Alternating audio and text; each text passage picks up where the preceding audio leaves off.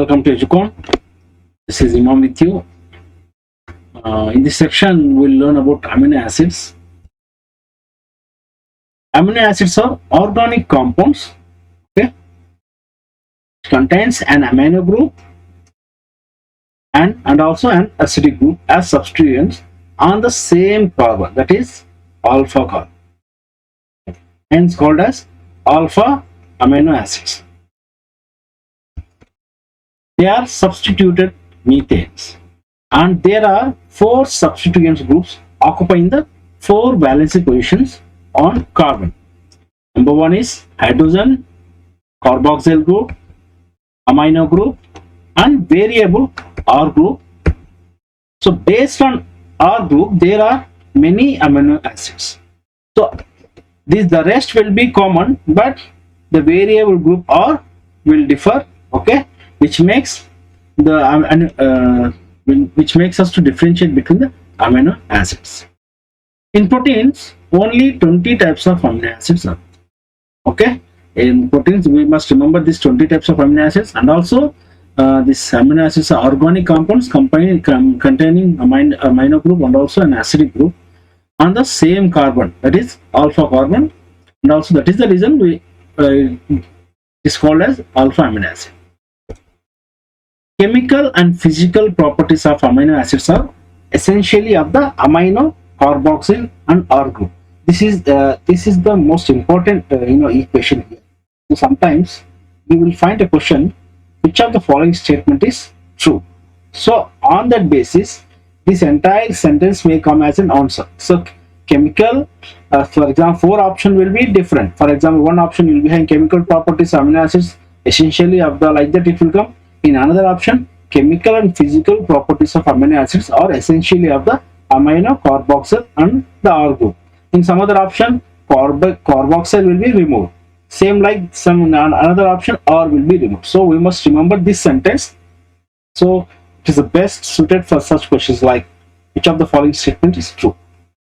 Again, based on the number of amino and carboxyl group, there are acidic, basic, and neutral amino acids.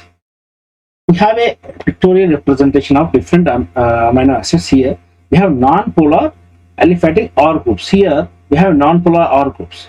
The rest is common. So here we have a H, that is glycine, and alanine, valine, and leucine, methionine, isoleucine.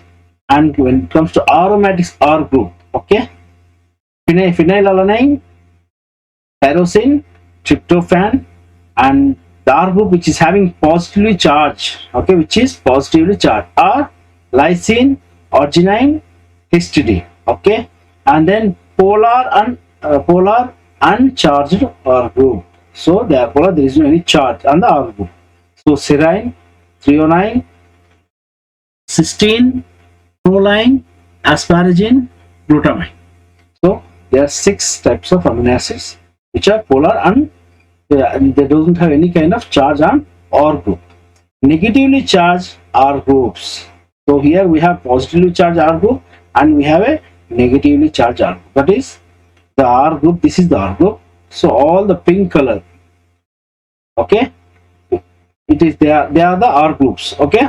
So here we have aspartate and glutamate. A particular property of amino acids is the ionizable nature of amino and carboxyl.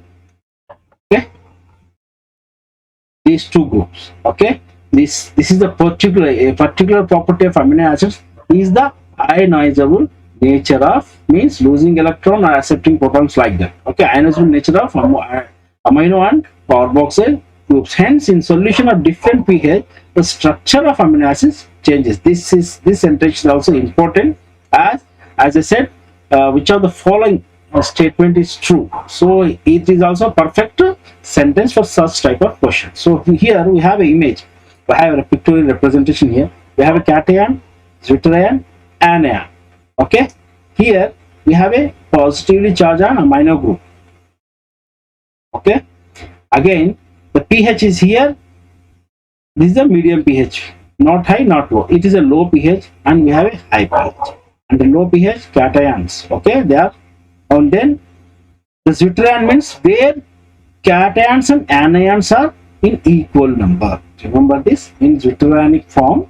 Okay, the amino acid in zwitterionic form of amino acid, the cations and also anions, the means they are in same number. And in higher pH, okay, the anions will be more. So this is how the structure of amino acids changes under pH. And coming to another section called lipids. Lipids are generally water insoluble. They won't solve in water. A fatty acid has carboxyl group, attached to R group. Okay, this is the R group. Okay, R group is having a carboxyl, that is COOH. In amino acid also we have carboxyl, COOH. Here it is. Okay, this one. Okay, the R group could be methyl or C2H5.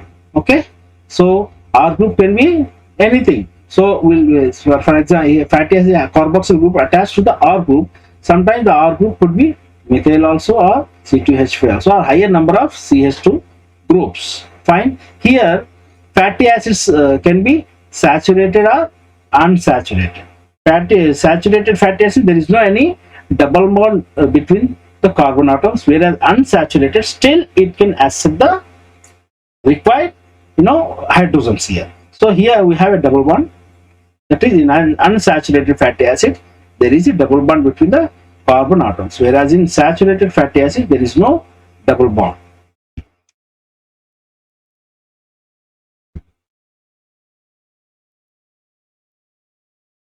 What are primary metabolites? Okay, now here we have in one side we have a primary metabolites, another side there is secondary metabolites. Primary metabolites is kind of metabolite which is directly involved in normal growth, okay, development and reproduction. So primary metabolites are a kind of metabolites which are directly involved in normal growth, development and reproduction. What are those? We have carbohydrates, proteins, lipids, nucleic acids and hormones. Okay, these are all examples of primary metabolites. Okay, this you may expect a question from this also, like which of the following are the primary metabolites. So maybe you'll be having all this option, okay, some other option which are wrong, so we need to choose the right one at that time. Coming to secondary metabolites, secondary metabolites are considered to be the end products of primary metabolites. So secondary metabolites means they are the end products of primary metabolites. Okay, because they are derived by the pathways in which the primary metabolites involve. Examples you can take: antibiotics, toxins, pheromones, enzyme inhibitors. Here we have a different pigments which comes under secondary metabolites. In pigments we have a carotenoids, anthocyanin, okay, and alkaloids we have morphine, codeine, etc. Whereas in terpenoids, monoterpenes, diterpenes, etc. In essential oil we have lemongrass. Whereas in toxins, abrin, ricin. In lectins we have consanavalin A, and also in drugs vinblastine, curcumin, etc. Such it is polymeric substances. This is called rubber, gum, cellulose. All this comes under polymeric substances. So these are the secondary metabolites, okay, which are the end products of the primary metabolites. What are biomacromolecules? Biomacromolecules are large biological polymers such as nucleic acids, proteins and carbohydrates that are made up of monomers linked together. Okay, biomacromolecules are large biological polymers such as nucleic acid, proteins, and carbohydrates that are made up of monomers linked together. Monomers is single. For example, glucose, a lot, maybe multiple number of glucose molecules, they join together forming starch molecules like that. They all come under acid insoluble fraction. Biomacromolecules comes under acid insoluble fraction and has 4 types of organic compounds. Number 1 is proteins, number 2 nucleic acid, number 3 polysaccharides, number 4 lipids. Except lipids,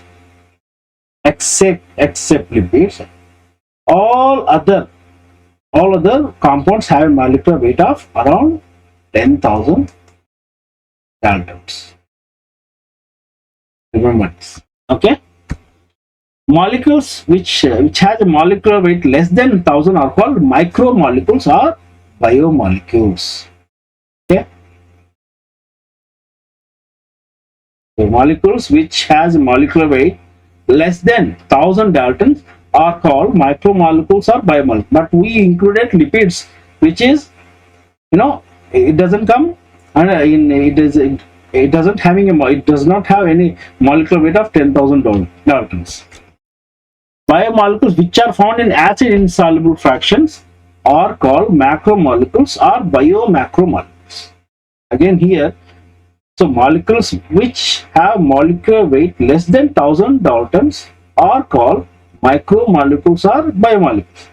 Biomolecules which are found in acid insoluble fraction are called macromolecules and or biomacromolecules.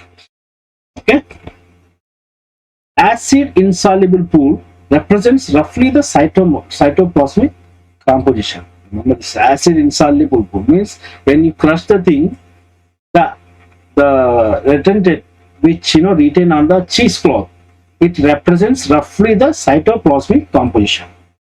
Here we have component under the percent of totals of the cellular mass on the table. Water is contained around 70 to 90%, and proteins 10 to 50%, carbohydrates 3%, lipids 2%, and nucleic acid 5 to 7%, ions only 1%. So biomacromolecules are large biological polymers such as nucleic acids, proteins, carbohydrates that are made up of monomers linked together. Okay, in proteins are made up of amino acids. So multiple amino acids join together forming a protein. Same like in nucleic acid, nucleotides, they join together forming the nucleic acid. Same polysaccharide, saccharine. Okay, here multiple sugar molecules, they join together. In lipids, the same. Except lipids, all other compounds have molecular weight of 10,000 daltons. Remember. And biomolecules which are found in acid insoluble fraction are called macromolecules or biomacromolecules.